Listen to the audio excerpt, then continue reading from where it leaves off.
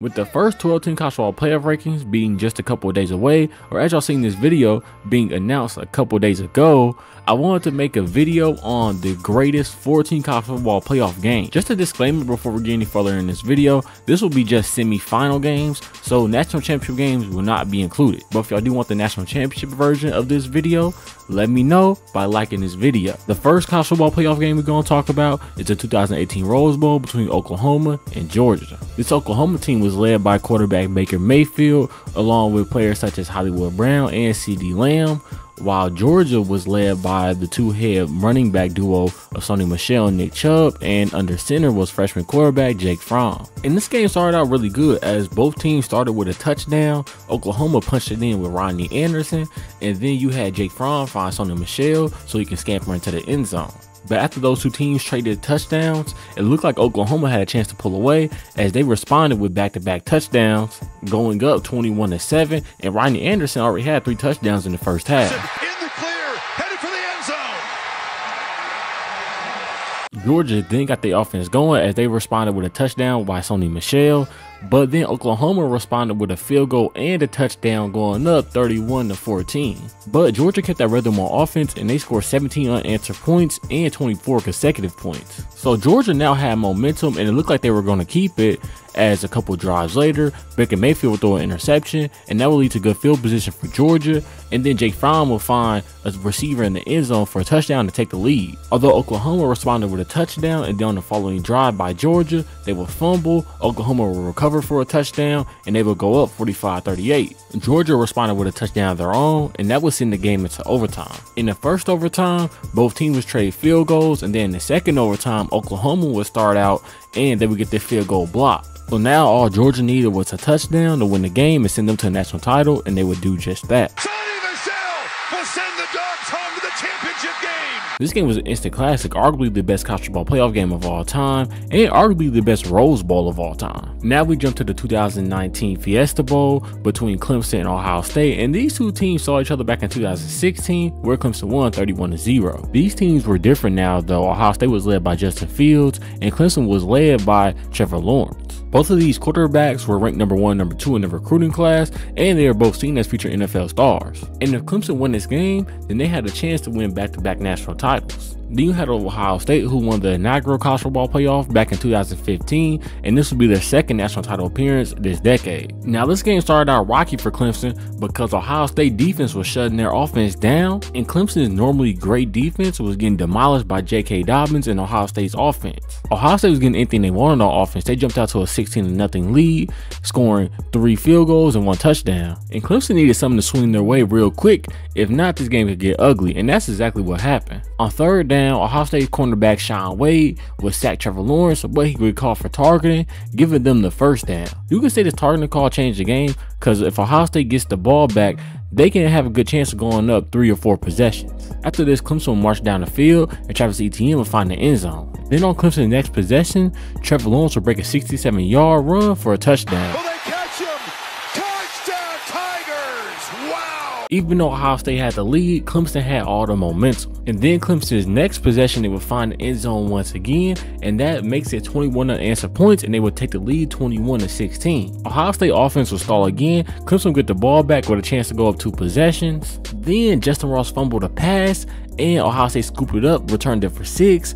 But then it was overturned as they ruled it an incomplete pass. Let me know down in the comments, was this a catch or was this not? Now both teams would go scoreless for the next couple of possessions, but then Ohio State found the end zone once again as Justin Fields connected with Chris Olave. Clemson will respond back, taking the lead 29-23. Ohio State would then drive all the way down the field, but Justin Fields and Chris Olave had a miscommunication at the end of the game, and it resulted in an interception, and Clemson would get the win. And this was one of the better Fiesta Bowls in the 14 college football playoff era. Now we move on to another Fiesta Bowl, this time between TCU and Michigan. Michigan was looking for their first college football playoff win in just their second appearance, and TCU was looking for their first college football playoff win in just their first appearance. And the game would open up with Michigan breaking a big run, but they wouldn't get no points out of it because they would go for it on 4th and goal and not get it. Then in Michigan fashion, on the following offensive drive for them, JJ McCarthy would throw a pick 6 and TCU would take the lead 7-0. Then it looked like TCU was going to blow the doors open in this game because they quickly went up 21-3 by halftime. Michigan would respond coming out of half as as they made the lead 21-16.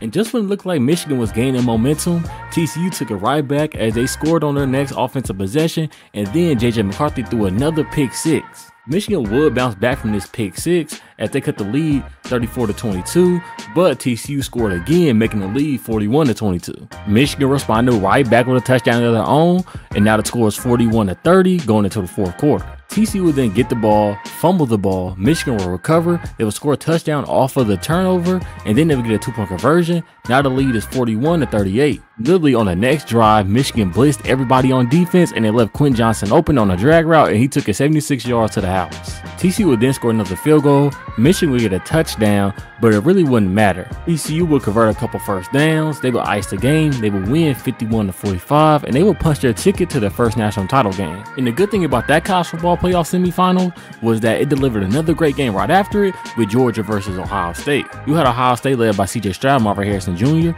and then you had Georgia, who was looking for back-to-back championship appearances. Ohio State would draw first blood in this game as CJ Stroud connected with Marvin Harrison for a touchdown. See, Georgia responded right back with a touchdown, but that did not matter for Ohio State's high-powered offense as they drove down the field, Mine Williams punched it in, then Ohio State got the ball back, and CJ Stroud connected with Marvin Harrison Jr. once again. But of course, Georgia was the defending champs, so they responded how defending champs should have responded as they went down the field twice and scored back-to-back rushing touchdowns. Georgia would get a field goal as well, going up 24-21, but right before half, Ohio State scored a touchdown as CJ Stroud connected with Xavier Johnson. First drive out of halftime for Ohio State, they found the end zone once again, and now they're up 35-24. Then the game-changing play happened. Near the end of the third quarter, Marvin Harrison Jr. would get hit in the end zone, and it would sideline him for the rest of the game. Now, this Ohio State receiving core really was talented outside of Marvin Harrison Jr., but Georgia couldn't cover that man the whole game, so with him out, it left a big hole on offense for Ohio State. Soon after, both teams would trade field goals. Then after that,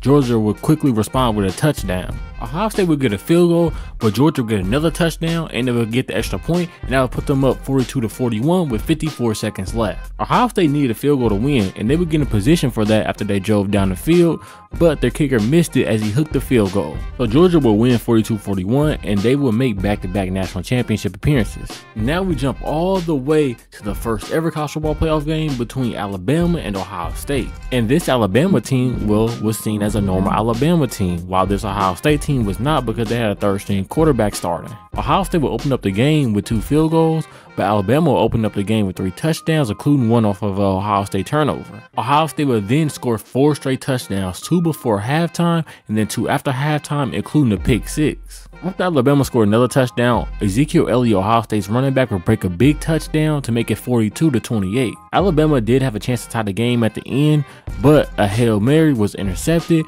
and Ohio State won the game. And the team with the third-string starting quarterback, starting in just his second game, advanced to the national title game.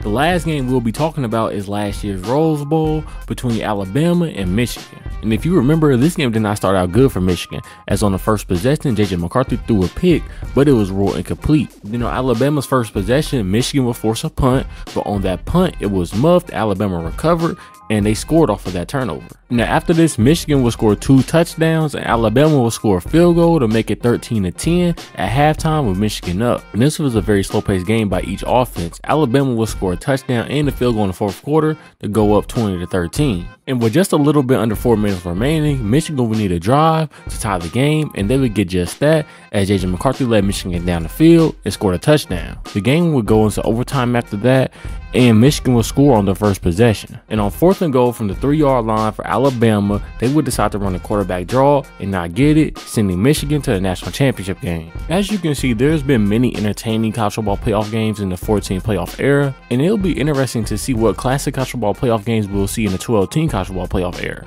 But that'll be all for this video, and until next time, I'm out. Peace.